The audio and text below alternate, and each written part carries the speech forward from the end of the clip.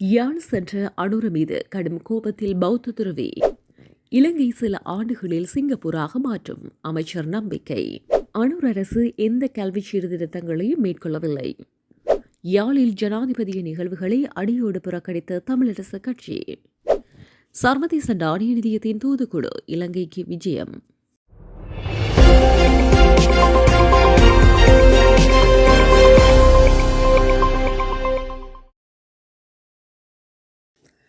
பொங்கல் தினத்தையொட்டி நேற்றைய தினம் யாழ்ப்பாணம் சென்ற ஜனாதிபதி அனுரகுமார் திசாநாயக்க விசேட பூஜை வழிபாடுகள் மற்றும் நிகழ்வுகளில் கலந்து கொண்டுள்ளார். பொதுவாகவே ஜனாதிபதி ஒருவர் யாழ்ப்பாணத்திற்கு விஜயம் மேற்கொண்டால் நயினாதீவு விகாராதிபதியை சந்தித்து ஆசி வருவது வழக்கமாகும். ஆனால் தற்போதைய ஜனாதிபதி அனுரகுமார் திசாநாயக்க அவ்வாறு தன்னை சந்திக்க வரவில்லை என நயினாதீவு விகாராதிபதி குறிப்பிட்டுள்ளார். மேலும் தான் மஹிந்த ராஜபக்ஷவுடன் மிக நெருக்கத்துடன் இருந்ததாகவும் நேற்று தினம் அவர் தெரிவித்திருந்தார் குறிப்பிடத்தக்கது.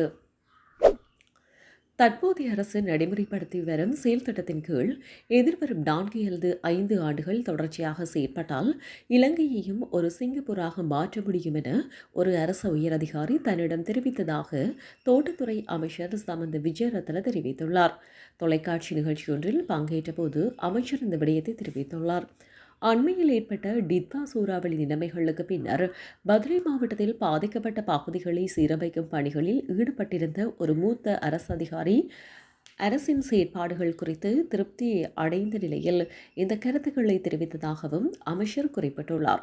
மேலும் பதுளை மாவட்டத்தின் மறுசீரமைப்பு பணிகளுக்காக மாத்திரம் தன்னார்வ மனித உழைப்பாக சுமார் 86 மில்லியன் ரூபாய் மதிப்புள்ள பங்களிப்பு கிடைத்துள்ளதாகவும் இது மிக உயர்ந்த மதிப்புடையது உதவி எனவும் அவர் தெரிவித்துள்ளார். இதன் மூலம் பொதுமக்களுக்கு அரசு அதிகாரிகளுக்கும் தற்போதைய அரசின் செயல்திட்டம் மீது பெரும் நம்பிக்கை கொண்டிருப்பது தெளிவாக புரிகிறது என அமைச்சர் சமந்த விஜயரத்ன குறிப்பிட்டார். ஸ்ரீலங்கா ஜனாதிபதி அனுரகுமார் திசாநாயக்க தலைமையிலான அரசாங்கம் எந்தவொரு கல்வி சீர்திருத்தங்களையும் மேற்கொள்ளவில்லை என ஸ்ரீலங்கா சுதந்திர கட்சியின் சிரேஷ்ட துணைத் தலைவர் முன்னாள் அமைச்சர் விஜயதாச ராஜபக்ஷ தெரிவித்துள்ளார். அரசு கொண்டு வந்துள்ளதாக கூறப்படும் கல்வி சீர்திருத்தங்களில் உண்மையில் எந்த சீர்திருத்தமும் இல்லை என அவர் சுட்டிக்காட்டியுள்ளார்.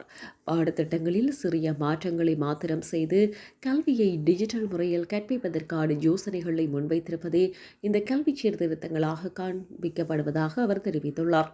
இத்தகைய மேலோட்டமான நடவடிக்கைகளை கல்வி சீர்திருத்தம் என அழைக்க முடியாது எனவும் அவர் சுட்டிக்காட்டியுள்ளார். இலங்கையில் ஆட்சியாளர்கள் குழந்தைகளுக்கு ஸ்மார்ட் கைபேசிகள் மூலம் கற்பிப்பதை ஊக்குவித்து வரும் நிலையில் அதனால் ஏற்படும் தீங்கு விளைவுகளை அனுபவித்துள்ளதாக கூறப்படும் ஆஸ்திரேலியா, கனடா போன்ற வளர்ச்சியடைந்த நாடுகள் 16 வயதுக்கு கீழான குழந்தைகளுக்கு கைபேசிகள் வழங்கக்கூடாது என சட்டங்களை இயற்றி வருவதாக விஜயதாச ராஜபக்ஷ தெரிவித்தார். நாட்டின் மக்கள் தொகையில் சுமார் 90% பேர் இந்த கல்வி சீர்திருத்தங்களுக்கு எதிர்ப்பு தெரிவித்து அரசுக்கு எதிராக இருப்பதாக அல்ல, மாறாக குழந்தைகளை பாதுகாப்பதற்காகவே என அவர் வலியுறுத்தியுள்ளார். ஸ்ரீலங்கா சுதந்திர கட்சியின் தலைமையகத்தில் நடைபெற்ற ஊடக சந்திப்பில் உரையாற்றும் போது விஜயதாச ராஜபக்ஷ இவ்வாறு தெரிவித்தார். யாழ்ப்பாணத்தில் ஜனாதிபதி அனுரகுமார் திசாநாயக்க நேற்றைய தினம் கலந்து கொள்ளும் நிகழ்வுகளில் கலந்து கொள்ளவில்லை என இலங்கை தமிழரசு கட்சி முடிவெடுத்துள்ளது. இந்த தகவலை அந்த கட்சியின் பொதுச் செயலாளர் சுமந்திரன் தெரிவித்தார்.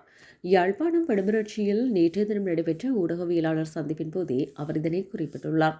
அவர் இது தொடர்பில் மேலும் தெரிவிக்கையில், யாழ்ப்பாணத்திற்கு நேற்று விஜயம் மேற்கொண்டுள்ள ஜனாதிபதி பொங்கல் நிகழ்வுகளில் கலந்து கொள்கின்றார். அந்த நிகழ்வுகளில் கலந்து கொள்ளுமாறு இலங்கை தமிழரசு கட்சியினருக்கும் அழைப்பு விடுக்கப்பட்டுள்ளது. அந்த நிகழ்வுகளில் கலந்து கொள்ளவில்லை என எமது கட்சி முடிவெடுத்துள்ளது. இதற்கு பிரதான காரணம் பிரஜாசக்தி எனும் பெயரில் அரசு இயந்திரங்களுக்கு சமாந்தரமாக தமது கட்சியை சார்ந்தவர்களை கொண்டு ஒரு அமைப்பு உருவாக்கப்பட்டுள்ளது. இது குறித்து நாமல் பல எதிர்ப்புகளை தெரிவித்துள்ளோம். உள்ளூராட்சி சபைகள் முன்னெடுக்க வேண்டிய வேலை திட்டங்களை திசை மாற்றிக் கொண்டுள்ளனர். குறிப்பாக வடக்கு மற்றும் கிழக்கில் தமக்கு உள்ளூராட்சி அதிகாரங்கள் கிடைக்காத இடங்களில் இத்தகைய செயற்பாட்டை அவர்கள் முன்னெடுத்துள்ளனர். சட்ட ரீதியாக உள்ளூராட்சி சபைகள் முன்னெடுக்கப்பட வேண்டிய வேலைகளை வறுமை ஒழிப்பு என்னும் பெயரில் நேரடியாக மத்திய அரசு செய்வதை சட்ட ரீதியாக சவாலுக்குட்படுத்தவும் நடவடிக்கை எடுத்துள்ளோம். சுனாமி ஏற்பட்ட போது வடக்கு கிழக்கில் விடுதலை புலிகளுடன் இணைந்து நிவாரணப் பணிகளை முன்னெடுக்க அன்றைய ஜனாதிபதி சந்திரிகா குமாரதுங்க முயன்ற போதே இந்த ஜேவிபியினர் தான் உயர் நீதிமன்றத்துக்கு சென்று அதற்கு எதிராக தடையுத்தரவை பெற்றனர். அதற்கு அவர்கள் நீதிமன்றத்தில் முன்வைத்த வாதம் அரசு அமைப்புக்கு சமாந்தரமாக எந்த ஒரு அமைப்பையும் செயற்பட அனுமதிக்க முடியாது என்பதே. சுனாமியால் மிக மோசமாக பாதிப்படைந்திருந்த வடக்கு கிழக்கு மாகாணங்களை மீள கட்டுமானம் செய்யாதவர்கள் அவர்கள். சட்ட அடிப்படையில் அவர்கள் இன்று அரசாங்க நிறுவனங்கள் உள்ளூராட்சி சபைகளூடாக சட்ட ரீதியாக செய்ய வேண்டியதை அதற்கு சமாந்திரமாக தமது கட்சிக்காரர்களை உள்ளடக்கிய அமைப்பை உருவாக்கி அதனூடாக செய்ய முயல்கின்றனர். அரசு உதவிகள், நிவாரணங்கள், நிதிகளில் தங்களின் கட்சியை அவர்கள் வழங்குகின்றனர். இதனை நாங்கள் வன்மையாக கண்டிக்கின்றோம். அவர்கள் பாவித்த அதே சட்ட கோட்பாட்டை உபயோகித்து அதனை நிறுத்த முயற்சி எடுப்போம். அதற்கு எதிர்ப்பு தெரிவிக்கும் முகமாக முதல் கட்டமாக ஜனாதிபதி கலந்து கொள்ளும் நிகழ்வை புறக்கணித்துள்ளோம் என தெரிவித்துள்ளார். சர்வதேச நாணய நிதியத்தின் தூதுக்குழு ஒன்று இலங்கைக்கு விஜயம் மேற்கொள்ளவுள்ளதாக அந்த நிதியத்தின் தொடர்பாளர் படிப்பாளர் ஜூலி கொஷாக் தெரிவித்துள்ளார். அதன்படி குறித்த குழுவினர் எதிர்வரும் 22ஆம் தேதி முதல் 28ஆம் தேதி வரை இலங்கைக்கு வருகை தரவுள்ளனர்.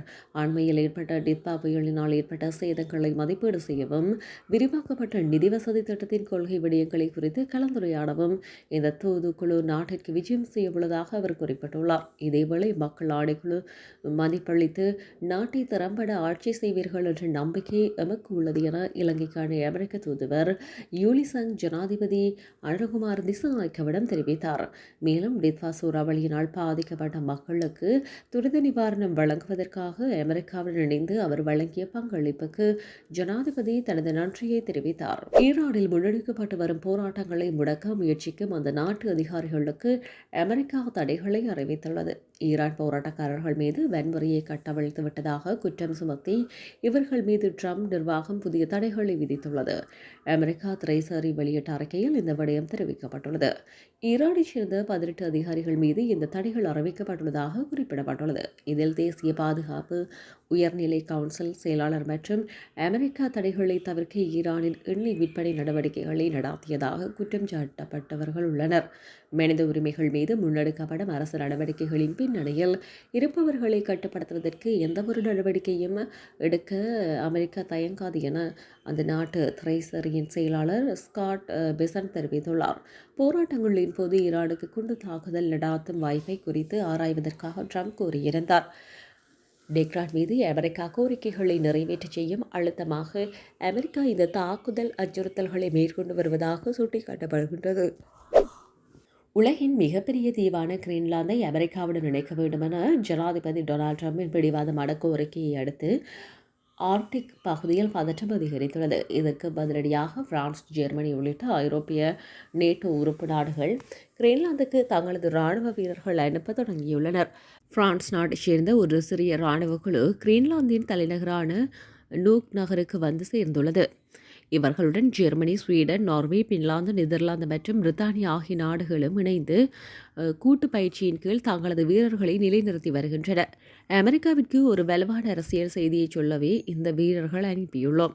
நேட்டோ இங்கே இருக்கிறது என்பதை காட்டவே இந்த நடவடிக்கை என்று பிரான்ஸ் தூதரக அதிகாரி ஒலிவியர் போஜிஃப்டியார்வே தெரிவித்துள்ளார். ஜனாதிபதி ட்ரம்ப் வெள்ளை மாளிகையில் செய்தியாளர்களிடம் பேசுகையில், அமெரிக்காவின் தேசிய பாதுகாப்பு கிரீன்லாந்து அவசியம். நாங்கள் அதை கைப்பற்றாவிட்டால் ரஷ்யாவோ அல்லது சீனாவோ அதை கைப்பற்றும் என மீண்டும் வலியுறுத்தினார். மேலும் டென்மார்க்குடன் பேசி ஒரு தீர்வை எட்டுவோம் என நினைக்கின்றேன். ஆனால் பேச்சுவார்த்தை பலிக்காவிட்டால் கடினமான வழிமுறை கையாளப்படும் என இராணுவ நடவடிக்கைகளின் குறிப்பையும் அவர் வழங்கினார். அதேவேளை இது 2026ஆம் ஆண்டு. நீங்கள் மக்களுடன் வர்த்தகம் செய்யலாம், ஆனால் மக்களையே வர்த்தகம் செய்ய முடியாது என டென்மார்க் வெளியுறவு அமைச்சர் லார்ஸ் லோர்கே ராஸ்முன்சென் மிக கடுமையாக தெரிவித்துள்ளார். நாங்கள் அமெரிக்காவின் சொத்தாகவோ அல்லது அவர்கள் ஆளுகின்றதையோ விரும்பவில்லை. எங்களுக்கு ஒரு வாய்ப்பு அளிக்கப்பட்டால் நாங்கள் டென்மார்க்கையே தேர்ந்தெடுப்போம் என கிரீன்லாந்து பிரதமர் ஜென்ஸ் பெடரிக் நீல்சன் கூறியுள்ளார். யாழ் சென்ற அனுர மீது கடும் கோபத்தில் பௌத்த துறவி இலங்கை சில ஆண்டுகளில் சிங்கப்பூராக மாற்றும் அமைச்சர் நம்பிக்கை. அனுர் அரசு எந்த கல்வி சீர்திருத்தங்களையும் மேற்கொள்ளவில்லை. யாழில் ஜனாதிபதி நிகழ்வுகளை அடியோடு புறக்கணித்த தமிழரசு கட்சி. சர்வதேச நாணய நிதியத்தின் தூதுக்குழு இலங்கைக்கு விஜயம்.